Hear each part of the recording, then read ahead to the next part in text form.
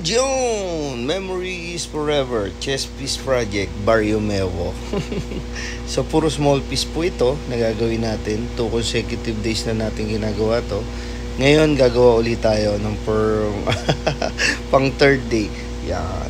Hindi ko naasikaso ngayon yung mga schedule natin kasi ang daming mga messages nyo na natatabunan yung mga inquire. Maraming salamat sa mga message na paghanga dahil sa ginawa nating kabutihan kay tatay. So maraming salamat po. Hope to inspire and motivate others na gawin nyo rin kung ano yung ginagawa ko or nagawa ko. And then sa ating mga tatuan, tattoo artist and tattoo collector, ipakita natin sa kanila kung gaano tayo kabuti. Stop tattoo discriminations. So ito po pala, nakalive po yan sa Mevo TV FB page from start to finish. I'll be doing live for almost 4 years and 5 to 6 months daily. Be consistent. Always innovate. Laging magpatuloy. Sipagan mo lang kasi babaguhin na sipag ang buhay mo. So, balik tayo rito. Using a Tech Product Philippines from MLC Tattoo Supply, from stencil, wipes, foaming, lahat. Nandiyan na po lahat. Meron silang Facebook page, MLC Tattoo Supply, Shopee, same day delivery, meron din po sila dyan. Cebu, Cabanatuan, Manila.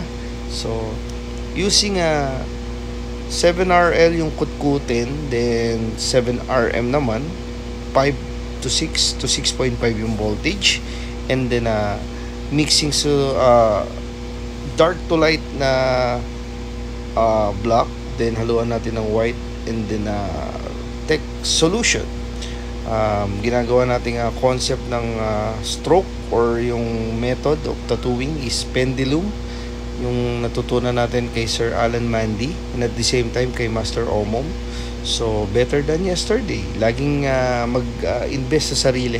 Kailangan sipagan, mag-aral, mag-ensayo, at talagang be consistent. So kung mapapansin nyo, yung pendulum is up, down, and then pwede rin naman sideways, depende sa hagod.